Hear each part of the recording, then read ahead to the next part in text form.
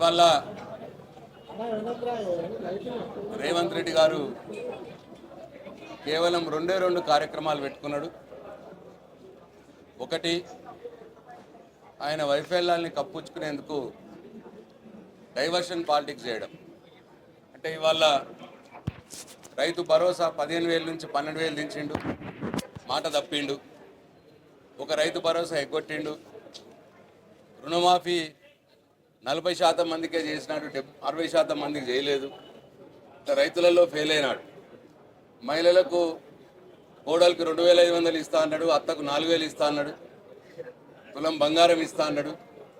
ఇట్లా అన్ని విషయాల్లో ఆయన ఫెయిల్ అయినాడు. కాబట్టి ప్రజల్ని ఆయన వైఫల్యాల నుంచి దృష్టిని మరచడానికి ఇటువంటి అరెస్టుల డ్రామాలు ఇవాళ చేస్తూ ఉన్నాడు, డైవర్షన్ పాలిటిక్స్ చేస్తూ ఉన్నాడు. ఇది నంబర్ 1. నంబర్ 2, ఎవరైతే ఆయనని ప్రశ్నిస్తున్నారో,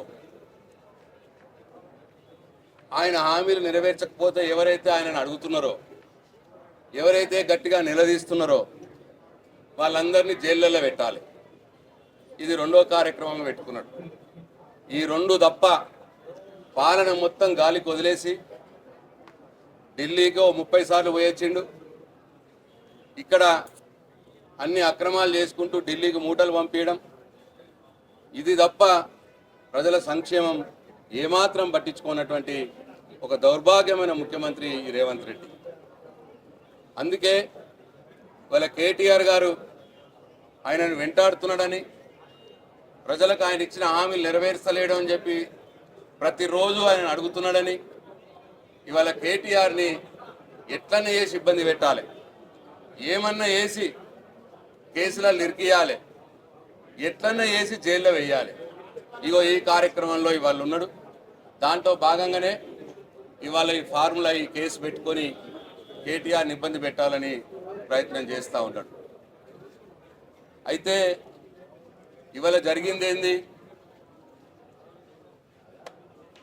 ఏసీబీ నోటీసులు ఇచ్చింది కేటీఆర్ గారికి.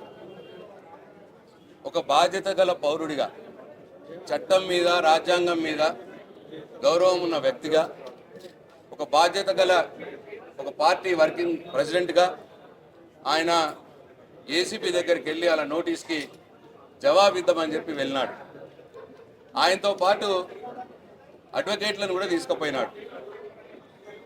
ఒకవేళ ఈ ప్రభుత్వానికి కావచ్చు, పోలీసులకు కావచ్చు, ముఖ్యమంత్రి రేవంత్ రెడ్డికి కావచ్చు, పారదర్శకంగానే ఈ కేసును డీల్ చేయాలని ఉంటే, ఏమీ కుట్రలు చేయదలుచుకోకుంటే, కేటీఆర్ గారితో పక్కన అడ్వకేట్లు ఉంటే వాళ్ళకు వచ్చిన నష్టమేంది? ఇది ఒక పౌరుడి యొక్క ప్రాథమిక హక్కు, రాజ్యాంగ హక్కు. పోలీసులు ఎవరినైనా పిలిస్తే అడ్వకేట్లతో పోవడం అనేది ప్రాథమిక హక్కు. అడ్వకేట్లు పక్కన ఉంటే వాళ్ళు చేయబోయే కుట్రలు ఛేదించబడతాయని, వాళ్ళు కేటీఆర్ని అక్రమంగా ఇరికించలేరని చెప్పి, అడ్వకేట్లు లేకుండా నువ్వు ఒక్కడివే రా అని చెప్పి ఇవాళ పేచీ పెడతా ఉన్నారు. నేను ఇవాళ అడుగుతా ఉన్నా ఈ ప్రభుత్వాన్ని, మీకు నిజంగానే ఈ కేసులో పారదర్శకంగా మీరు విచారణ చేయదలుచుకుంటే అడ్వకేట్లను మీరు అనుమతించాలి. మీరు అనుమతించకపోతే కోర్టును కూడా కోరుతాం. కోర్టు ద్వారా ఆర్డర్ తెచ్చి మరి అడ్వకేట్లతో కలిసి కేటీఆర్ గారు వెళ్తారు. ఇవాళ ఈ ముఖ్యమంత్రి వ్యవహారం ఎట్లా ఉన్నదంటే, ఈ జైలు వేసే క్రమంలో అడిగితే జైలు వేస్తాడు. పాపం ఎవరైనా పేరు మర్చిపోతే కూడా వాళ్ళని జైలు వేసుడే. మొన్న అల్లు అర్జున్ కథ అయింది. పాపం నిన్న ఎవరో ఒక యాంకర్ పాపం ఈయన పేరు మర్చిపోయాడు. పేరు మర్చిపోతే అందరూ ఆడు ఉన్న వాళ్ళంతా చెప్పినట్టు, పూరా బాబు నువ్వు తెలంగాణలోకి వెళ్ళిపో, లేకపోతే నేను అరెస్ట్ చేస్తాను, నేను లోపలేస్తాడు రేవంత్ రెడ్డి. నువ్వు ముఖ్యమంత్రిగా నిన్ను ప్రజలు గుర్తించట్లేదు, అందుకే నీ పేరు గుర్తుకు రావట్లేదు ఎవరికి. దాంట్లో వాళ్ళ తప్పేం లేదు. నువ్వు 4 మంచి పనులు చేస్తే, నలుగురికి సహాయం చేస్తే నువ్వు ముఖ్యమంత్రిగా నీ పేరు గుర్తుంటుంది. పేదోళ్ళ ఇల్లు కూలగొట్టుడు, అడిగిన వాళ్ళని జైల్లో పెట్టుడు, బెదిరించుడు, ఇష్టం వచ్చినట్టు మాట్లాడు, నోటికి వచ్చిన వాగుడు ఇది తప్ప ముఖ్యమంత్రిగా ఈ రేవంత్ రెడ్డి ఏం చేస్తలేడు. నువ్వు ఎన్ని కుట్రలు వన్ని, ఎన్ని కుతంత్రాలు వన్ని కేటీఆర్ గారిని ఏదో చేద్దామనుకుంటే నీ పప్పులు ఉడకవు. న్యాయం మీద పూర్తి గౌరవం ఉన్నది, నమ్మకం ఉన్నది.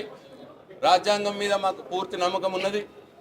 కాబట్టి తప్పకుండా నీ యొక్క ఒక నియంత పాలన ఏదైతే ఉన్నదో, నీ రేవంత్ రెడ్డి రాజ్యాంగం ఏదైతే ఇక్కడ నడిపిస్తా ఉన్నావో, ఈ రేవంత్ రెడ్డి రాజ్యాంగాన్ని భారత రాజ్యాంగం గొడుగు కింద భారత రాజ్యాంగంతోనే నీ రేవంత్ రెడ్డి రాజ్యాంగాన్ని కొడతాము అని చెప్పి ఈ సందర్భంగా ఆయనకు నేను హెచ్చరిస్తా ఉన్నా. మీరు ఒక పార్టీ వర్కింగ్ ప్రెసిడెంట్, 20 సంవత్సరాలుగా ప్రజా జీవితంలో ఉన్న వ్యక్తి, నాలుగు పర్యాయాలుగా ఎమ్మెల్యేగా గెలిచిన వ్యక్తిని ఇవాళ రోడ్డు మీదనే ఆపి నువ్వు అడ్వకేట్లతో కలిసి పోతాము అని అంటే ఆఫీసులకు పోయిన తర్వాత అక్కడ ఇన్వెస్టిగేషన్ ఆఫీసర్ ఒకవేళ లేదండి అడ్వకేట్ రావద్దు అని అంటే వాళ్ళు ఆఫీస్లో కూర్చుంటారు అడ్వకేట్. ఈయనను ప్రత్యేకంగా నువ్వు విచారించవచ్చు. అట్లా కాకుండా కావలసుకునే కేటీఆర్ని రోడ్డు మీదనే ఆపాలి, రోడ్డు మీదనే దించి ఒక్కరిని నడిపించుకుంటూ తీసుకుపోవాలి. ఇటువంటి యొక్క పిచ్చి ఆలోచన రేవంత్ రెడ్డి చేస్తూ ఉన్నాడు. మరి ప్రజలందరూ కూడా గమనిస్తూ ఉన్నారు. అట్లనే ఇంకొక సమాచారం మాకు ఉన్నది. ఏదో ఒకటి చేసి కేటీఆర్ గారి ఇంటి మీద రైడ్ చేయాలి, రైడ్ చేసి ఏమన్నా అక్కడ మీకు అవసరం వచ్చినటువంటి మీరు కుట్రలో ఇరికించడానికి పనికి వచ్చే పేపర్లని ఆ ఇంట్లో పెట్టి ప్లాంట్ చేసి కేటీఆర్ని ఇబ్బంది పెట్టాలనే ప్రయత్నం చేస్తున్నారు అని మాకు సమాచారం ఉన్నది. నేను ఈ సందర్భంగా ఈ ప్రభుత్వాన్ని హెచ్చరిస్తూ ఉన్నాను. మీరు ఈ పోలీసులను కూడా హెచ్చరిస్తూ ఉన్నాం. పోలీసులకు కూడా నేను సూచిస్తూ ఉన్నా, రేవంత్ రెడ్డి రాజ్యాంగం నడపడానికి మీరు పోలీసులు కాదు, భారత రాజ్యాంగం కింద నడుచుకోవడానికి మీరు పోలీసులు. మీరు పబ్లిక్ సర్వెంట్లు, ఈ గవర్నమెంట్ ఈ ముఖ్యమంత్రి సర్వెంట్ కాదు అని చెప్పి పోలీసులు కూడా గుర్తెరగాలని చెప్పి నేను చెప్తా ఉన్నాం. ఎందుకంటే మీరు ఇష్టం వచ్చినట్టు ఇళ్ల మీద రైడ్ చేసి మీ ఇష్టం వచ్చిన పేపర్లు అక్కడ పెట్టేసి ఇవి కేటీఆర్ ఇంట్లో దొరికినాయి అని చెప్పి కుట్రతోటి కేటీఆర్ మీద కేసులు పెట్టే ప్రయత్నం చేస్తున్నారనే సమాచారం ఉన్నది. దీన్ని అడ్డుకుంటాం. తప్పకుండా పోలీసులకు కూడా నేను మరొకసారి సూచిస్తా ఉన్నా, ఇటువంటి కార్యక్రమాలు మీరు చేస్తే అన్ని రోజులు ఒకేలాగా ఉండవు. రేపు రాబోయే రోజుల్లో ఇట్లా ముఖ్యమంత్రి ఎట్లా చెప్తే ఎట్లా నడుచుకొని ఇష్టం వచ్చినట్టు ప్లాంట్ చేసి కేటీఆర్ గారి మీద ఏదో ఒకటి కుట్ర చేద్దామని ప్రయత్నం చేస్తే ఈ పోలీస్ అధికారులు తగిన మూల్యం చెల్లించుకోవాల్సి వస్తుందని చెప్పి ఈ సందర్భంగా నేను మాకు తెలియజేస్తూ సెలవు తీసుకుంటున్నాను.